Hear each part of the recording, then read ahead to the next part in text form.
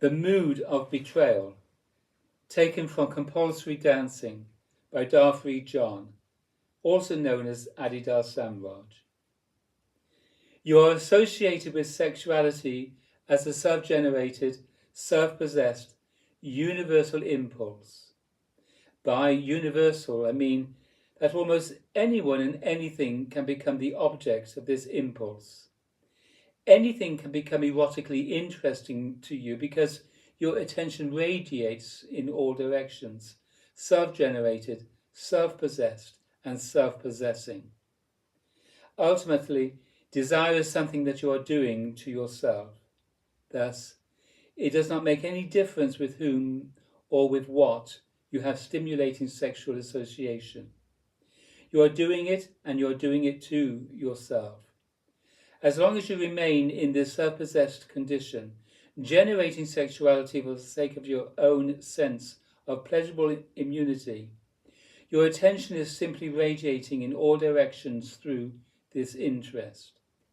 You casually associate sexually with anyone who comes along. At the same time, you try to be married despite this emotional problem, which is a spiritual problem, by the way. You try to be true to one another, to have loving, undistracted attention for one another. Yet neither of you is involved with sex as anything but a self-generated, self-possessed, universal desire. And you cannot confine a universal desire. This dilemma is an expression of your narcissistic character, the self-possessed, self-defensive, vulnerable, threatened personality. The one who knows he can be rejected and he can suffer from separation, and that he can die. That one, that emotional problem, separate from God, feeling alone, feeling threatened altogether, is also involved in sex. That one is you in your unillumined position, and the person with whom you are most intimate is in exactly the same position. He or she, too, is self-possessed, trying to protect himself or herself, fearing to love and surrender, fearing the loss of his or her lover, feeling the potential betrayal that the other represents.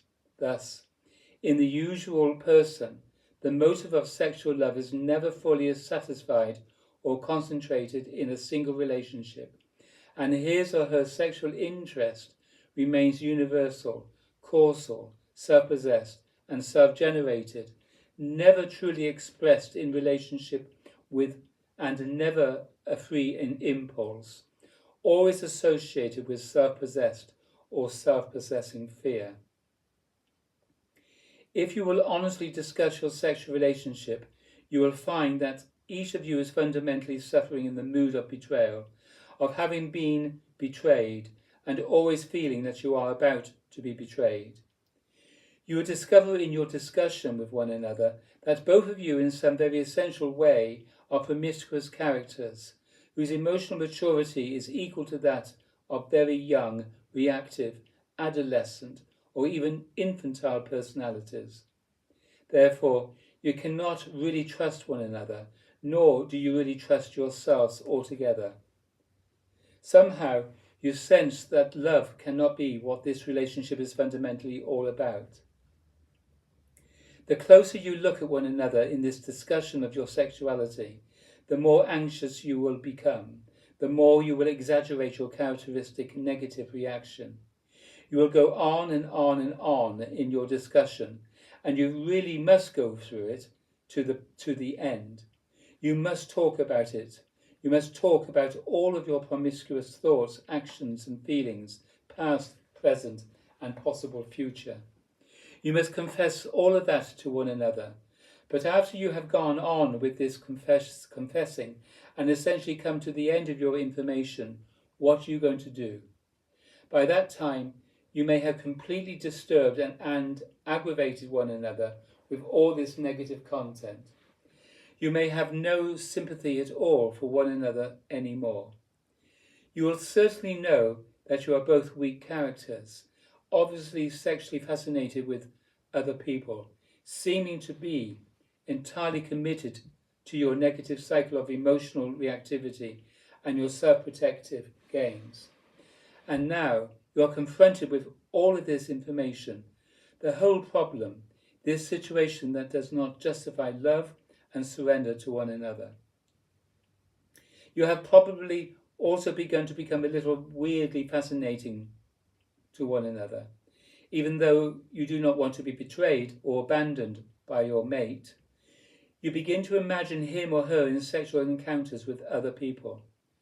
Your situation begins to take on the quality of an erotic movie. There is something you like about the promiscuous energy of your mate, even though you do not like its ultimate implications. You may even start to play off one another sexually in this consideration. Your sexual consideration might go on endlessly in this fashion without ever becoming conclusive. What are you going to do, you could say? We will not do this anymore. And you may even try the traditional solutions. I will wear a veil whenever I come into the room. But such solutions are not ultimately effective. Thus, you must be able to carry the consideration beyond this point. You are dealing with this matter as if it were a sexual problem. But it is fundamentally an emotional problem. Once you are emotionally straight, once you are converted at the heart, then sexuality becomes something entirely different. Therefore, your emotional conversion must be the next point of your discussion. Perhaps you must abandon the sexual discussion for a while and talk to one another in emotional terms. You must tell one another what you feel your basic emotional state is from moment to moment.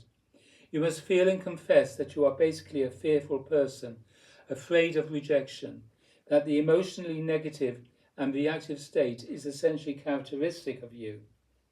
Until you are cured at your heart, any discussion about sexuality will drive you mad. As a result of your adaptation and experiences, you are all in an emotional wounded state. Since you are emotionally weak, subject to emotional reactivity and all kinds of self-possessed motives, there is no way that you can have a pure and free and loving marriage. There will always be a promiscuous dimension to it, a casual, erotic quality of association that will always exist as a threat.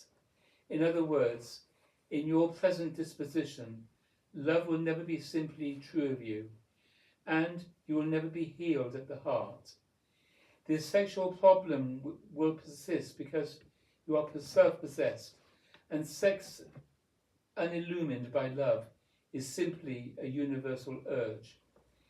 It is only when the heart, and therefore the whole body-mind, is healed in true emotional conversion, is the love relationship to God, that you can accept the body-mind as the form of your manifestation and live all of its functions sanely and happily and with a will. We each want our lover to be able to say to us, I love only you and desire only you forever. I have never desired anyone the way I desire you. I have never felt this way about anyone other than you. Yet knowing that it cannot be true makes you feel a little negative, even terribly negative about life. It confirms your reasons for despair. Anyone can have pleasurable sexual relations with anyone else and with almost anything for that matter. If you were to simply live in your emotional problem, just given up to universal desire, you might try to have pleasurable sexual relations with everyone and everything in the world. Those you would not actually take to bed, you would want to take to bed. And you would be obsessed and tormented constantly by your own sexual habit. Fundamentally, you must be changed in your being, in your heart, in your feeling. Until then, you are not only weak and reactive, but you never even learn the lesson about the world. Until then, you waver in your practice. and your attention wanders casually everywhere, randomly distracted, fascinated and stimulated.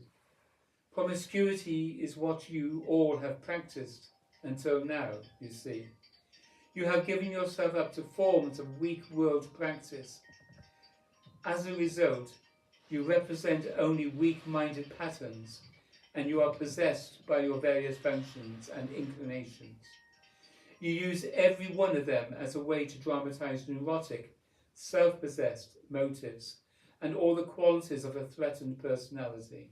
Thus, you must become capable of practicing love with a will, of concentrating energy and attention in relationship, and of making changes in your action and your circumstances.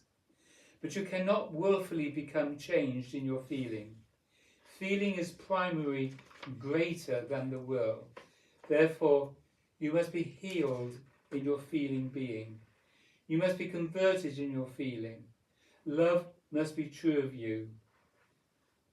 To the degree that love is not true of you, that love of God is not true of you, you will realize only your sinful life.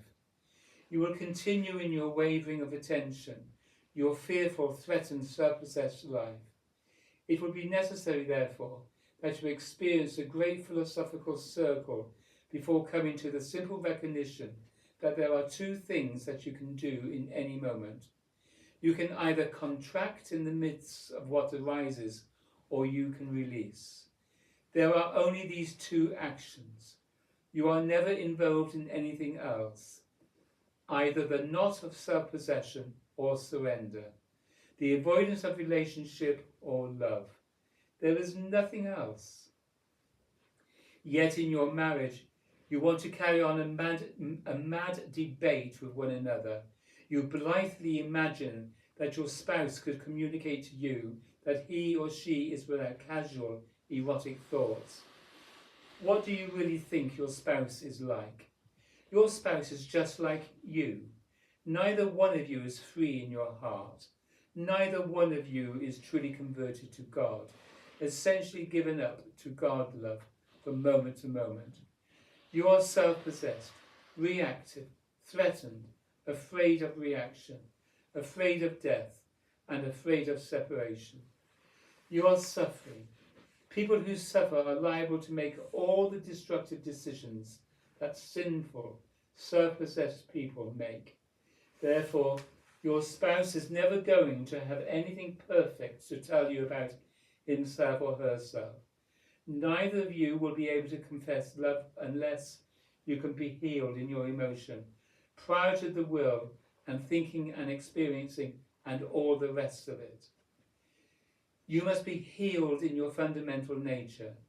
You must be healed of this contraction, this recoil, this fear, this threatened sense of self, in which you exploit yourself to give yourself whatever feeling of pleasure you can acquire. You will betray everyone for that sensation.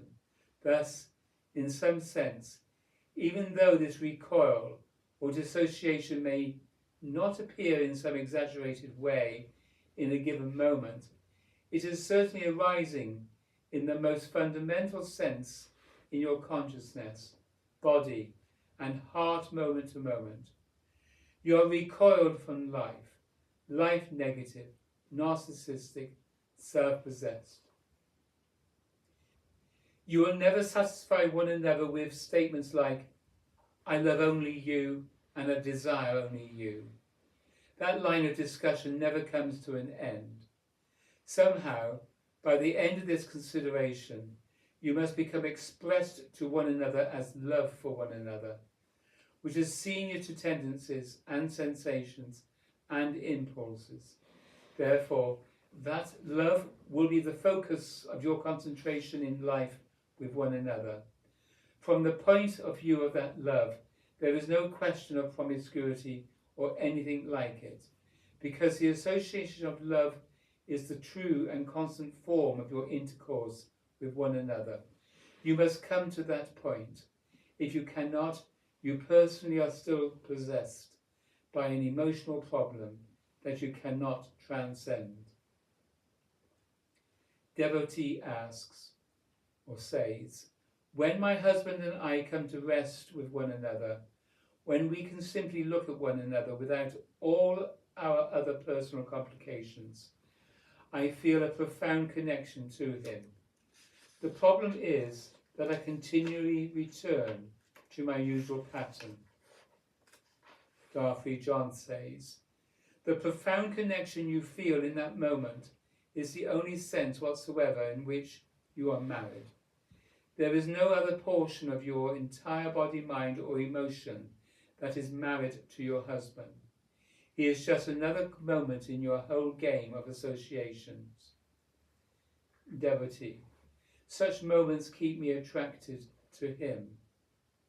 Darcy John, what a pity that you feel that only at times.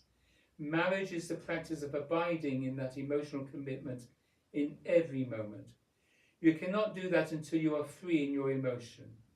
Your hearing of the teaching must be an emotional awakening, and your seeing of the spiritual master must be an emotional realization, not the reading of intellectual and ordinary verbal signs.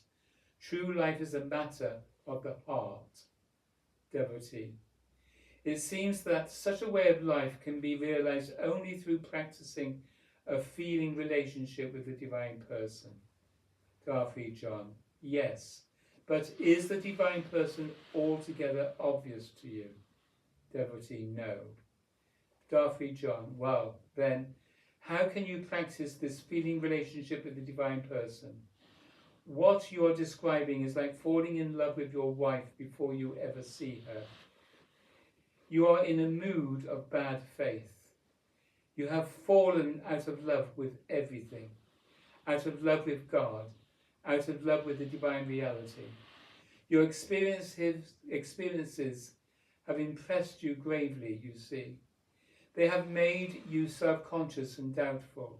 Thus, you have only minimal energy for love and positive association because you have despaired. Yes, you can practice aspects of the disciplines of this way with a will, but that effect will be always relatively superficial in its effects until you have been transformed in your feeling consideration of your very existence, until you have fallen out of this pattern of bad faith relative to the totality of things, until you have stopped avoiding relationship or contracting upon yourself and are simply released to the living reality. You will not be able to transform the relative mediocrity of your relationship with your spouse until you deal with this contraction, until you are healed emotionally. Simply, you will not be able to enter into right emotional relations with other beings. There must be a fundamental restoration of natural love, trust, openness, surrender to the living world, the living reality, the living being. Such love must become natural to you. Now, what is natural to you is to be contracted, to be afraid. You are emotionally upset already. Is that the way it is supposed to be? You had better find out altogether, not just intellectually, but in your feeling. Until you are free in your feeling, you can never be trusted in relationship. You cannot concentrate in relationship. You are scattered everywhere in your attention. Da, da, da.